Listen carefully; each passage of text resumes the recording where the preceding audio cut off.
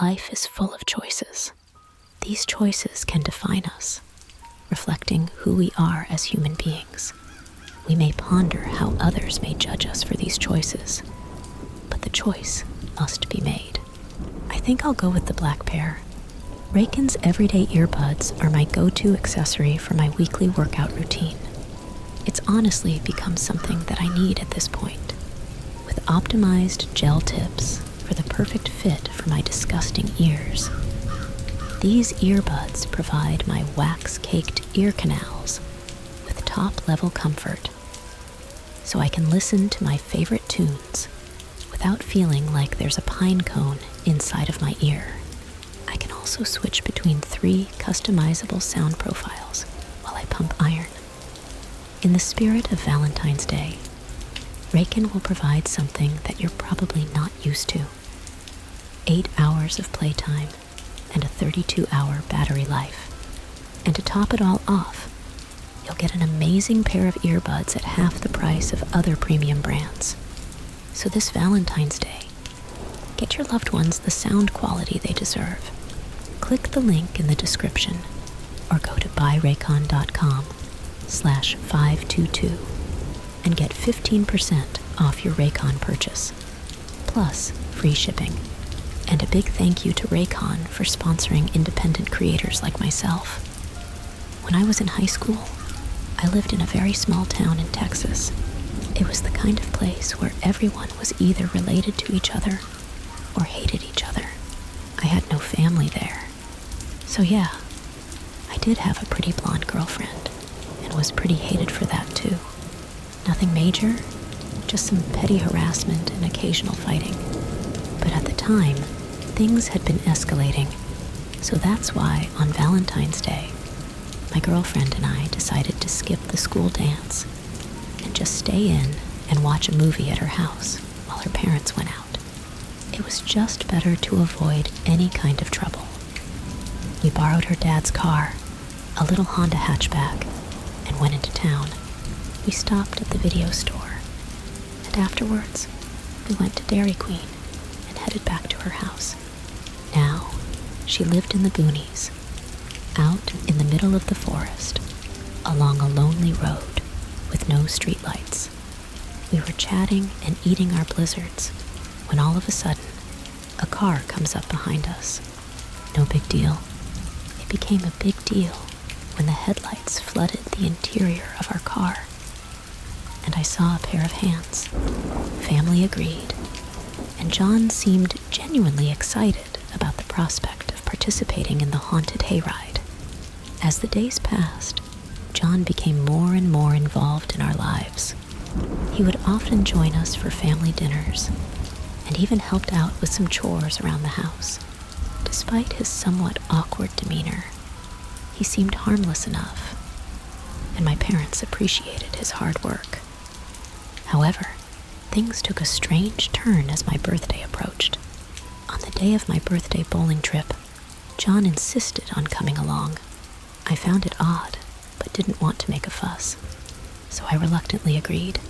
The bowling trip itself was uneventful, but I couldn't shake the feeling of discomfort with John's presence.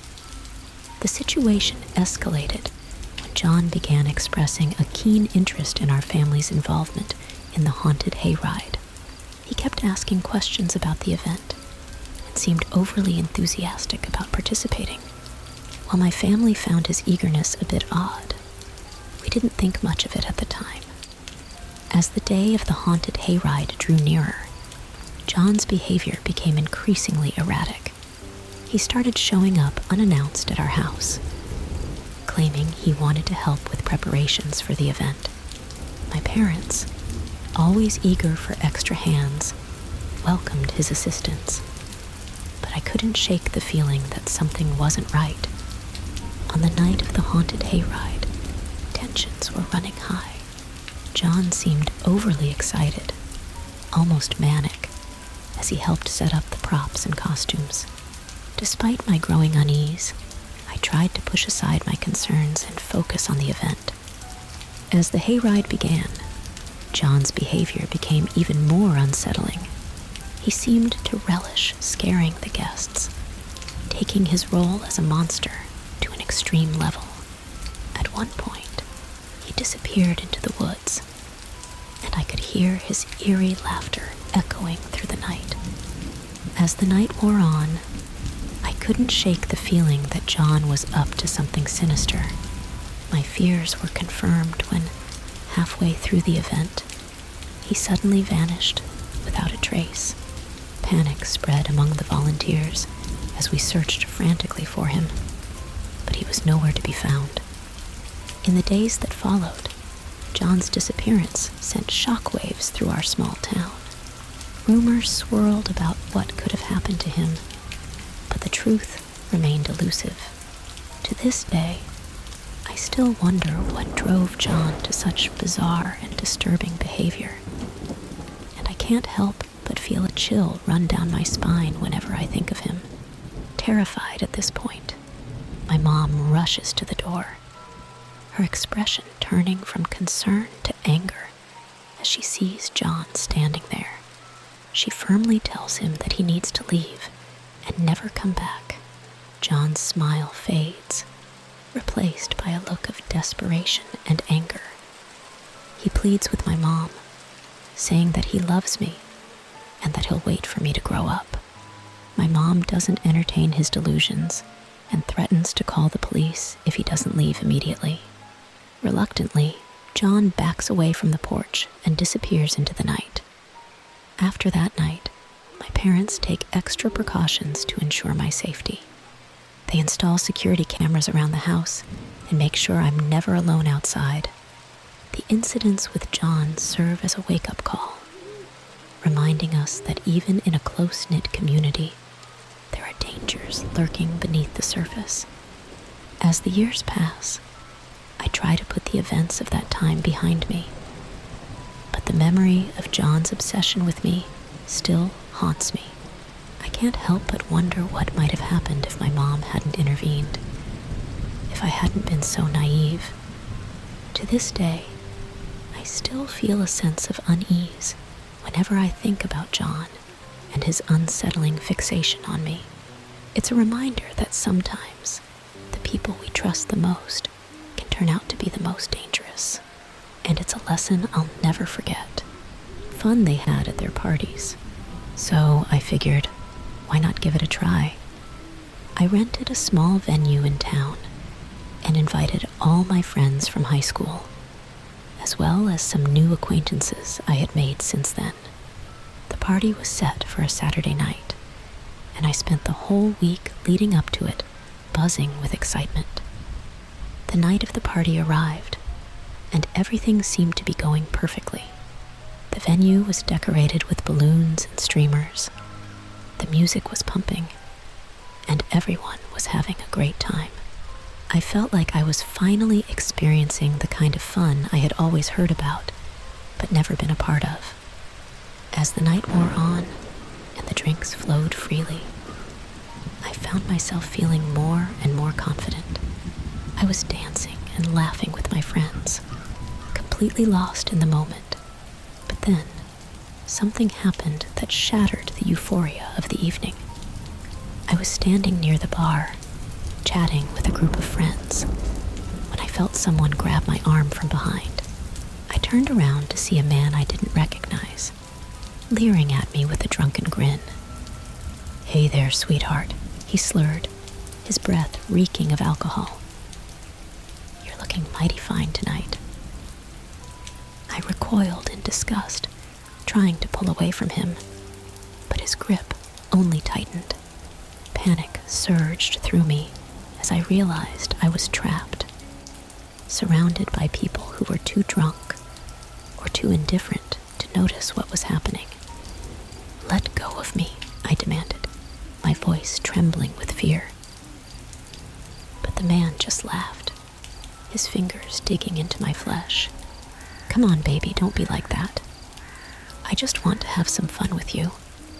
I struggled against him, desperate to break free, but he was much stronger than me.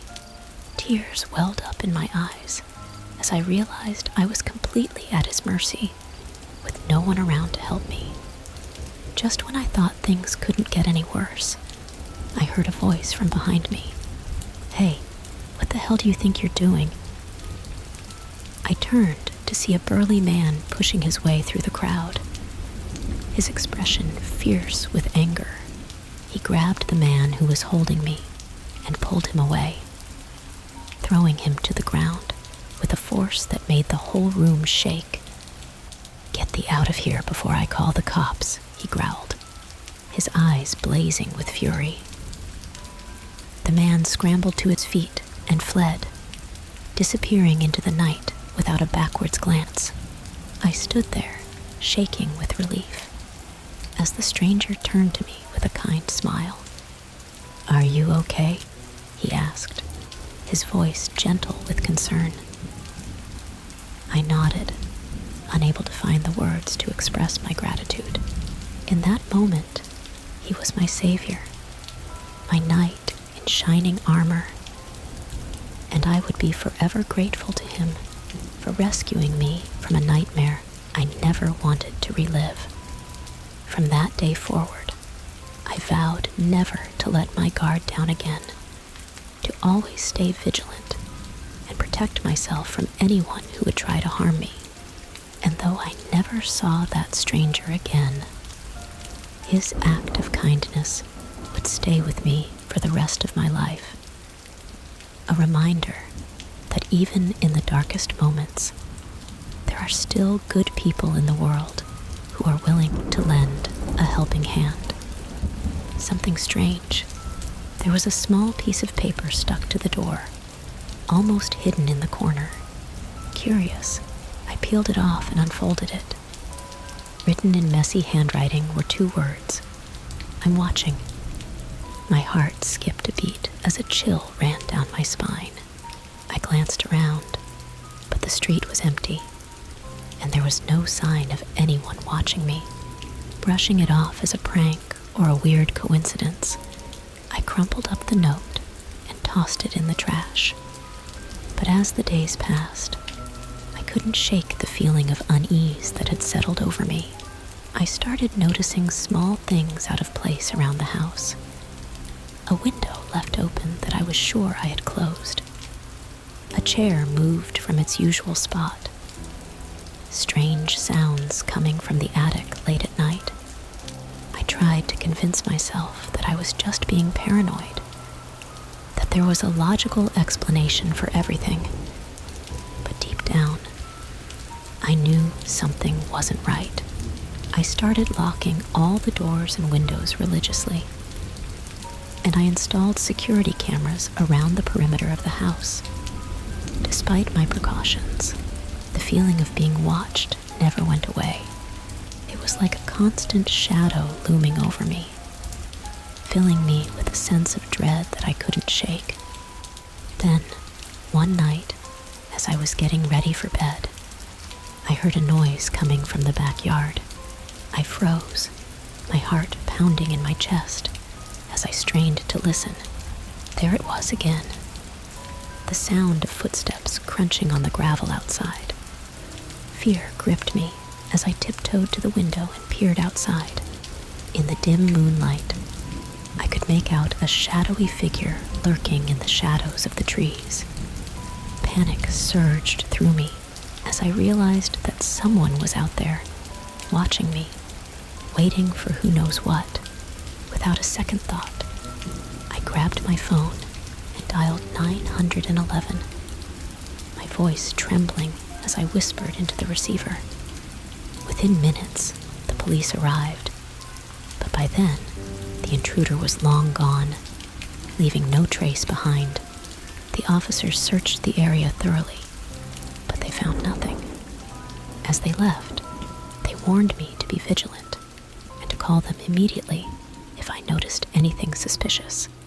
But even with their reassurances, I couldn't shake the feeling of dread that had settled over me like a dark cloud. From that night on, I lived in constant fear, always looking over my shoulder, always wondering if the person who had been watching me was still out there, lurking in the shadows, waiting for the perfect moment to strike. And though I tried to put on a brave face and carry on with my life, deep down, I knew that I would never truly feel safe again. As I was getting ready to leave for work, I found my garage door remote sitting on the kitchen counter. Confusion washed over me as I tried to piece together how it had ended up there when I had searched for it everywhere in my car. Feeling unsettled, I grabbed the remote and headed out to my car. As I pulled out of the driveway, my phone rang, and once again, the caller ID displayed an unknown number. I hesitated for a moment before answering, my heart pounding in my chest. "Hello," I said, trying to sound calm despite the nerves gnawing at my stomach. This time, instead of silence, there was a voice on the other end of the line. It was distorted and garbled, making it impossible to make out what the person was saying. Fear surged through me as I listened, my mind racing with thoughts of who could be calling me and why. Suddenly, the line went dead, leaving me feeling shaken and vulnerable. I tried to brush it off as just another strange occurrence in a series of bizarre events. But deep down, I knew that something was seriously wrong. The calls continued to come, each one more frequent and unsettling than the last. No matter how many times I blocked the number, it would always find a way to reach me, leaving me feeling like I was being watched every moment of the day. I confided in my friends and family, but no one seemed to have any answers. Some suggested that it was just a prank, while others urged me to report it to the police. But no matter what I did, the calls persisted, wearing away at my sanity like a constant drip of water on stone. I became paranoid, constantly looking over my shoulder and jumping at every sound. I stopped going out alone at night, afraid of what might be lurking in the darkness. And worst of all, I felt like I was losing control of my own life, trapped in a nightmare from which I couldn't escape. As the days turned into weeks and then months, the calls continued, a relentless reminder of the terror that had taken hold of my life. And though I tried to find some semblance of normalcy amidst the chaos, I knew that I would never be able to truly rest easy until I uncovered the truth behind the mysterious caller who haunted my every waking moment. Strange markings on my front porch. It felt like I was living in a horror movie, with the unknown caller orchestrating every terrifying moment. Desperate for answers, I decided to take matters into my own hands. I started researching online, trying to find any clues or connections that might lead me to the identity of the mysterious caller. I scoured social media, looking for any suspicious activity or individuals who might fit the profile of a stalker. But the more I searched, the more frustrated I became.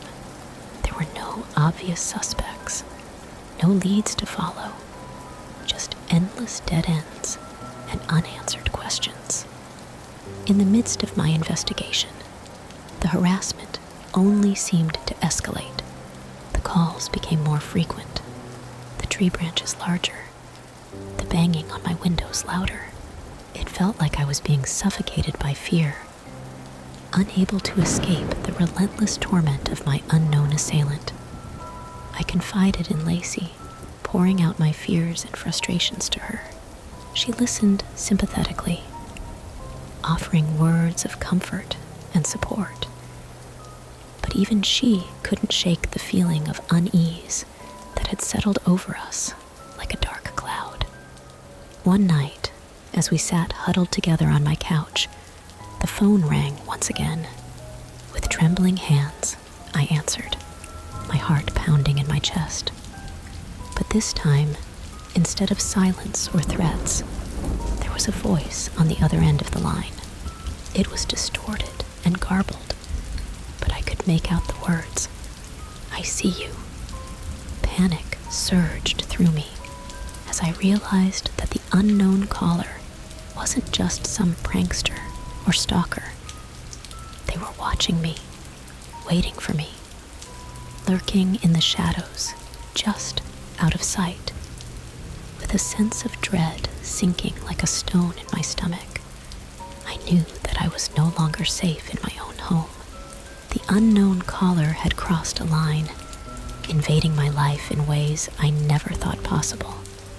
As the days turned into weeks, and the harassment showed no signs of stopping, I knew that I had to do something, anything, to protect myself and reclaim my sense of security.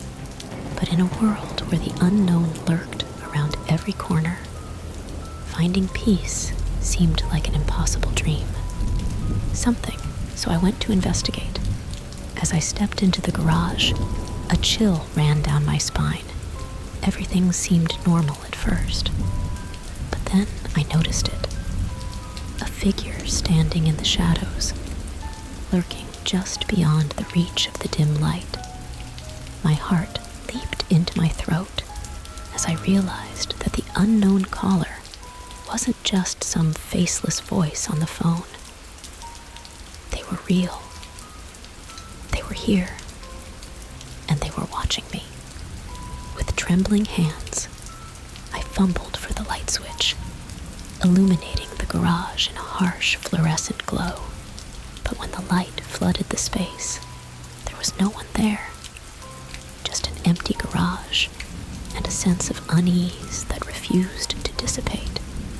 I searched every corner, every nook and cranny, but there was no sign of the intruder.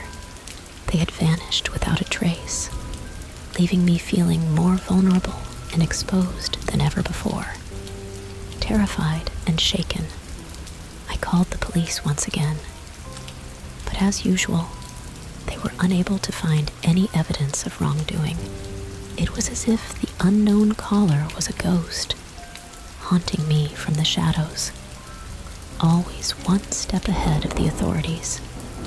Feeling like I was trapped in a nightmare with no escape, I turned to Lacey for support. She was my rock, my lifeline in a sea of uncertainty.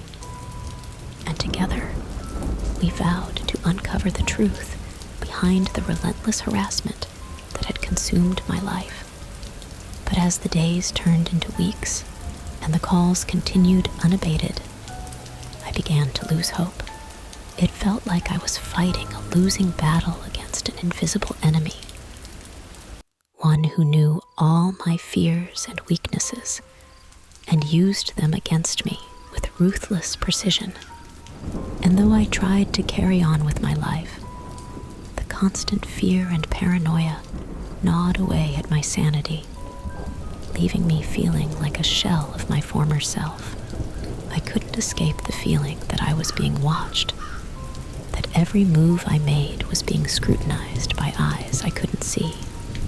In the end, I had no choice but to accept that some mysteries are meant to remain unsolved. Some fears are meant to remain unspoken.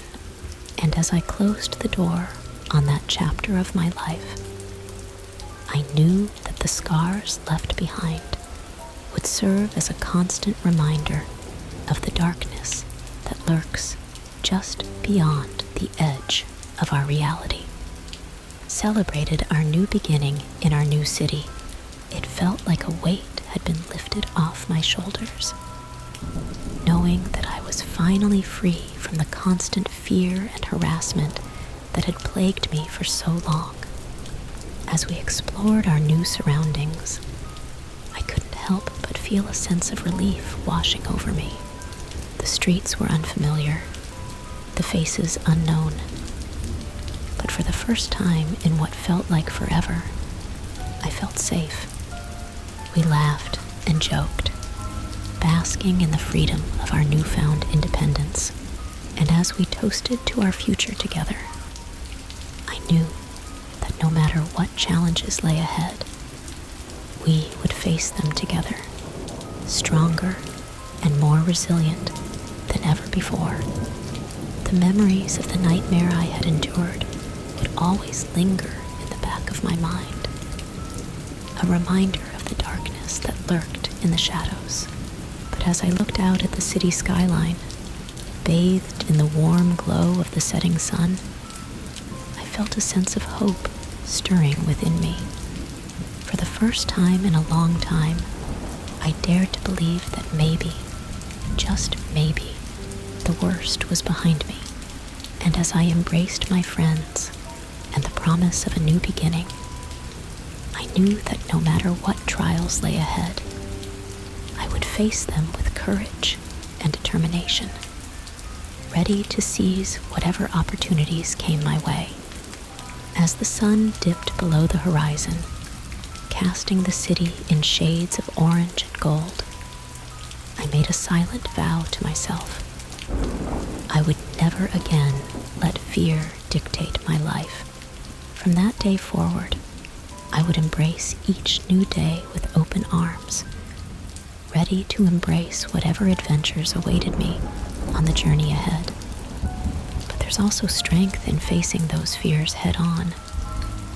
Despite the terror and uncertainty that consumed me during those long months, I emerged stronger and more resilient than ever before.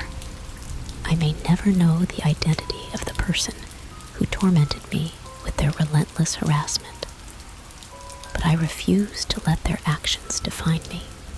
I choose to focus on the courage and determination that allowed me to break free from their grip and start anew in a city filled with endless possibilities.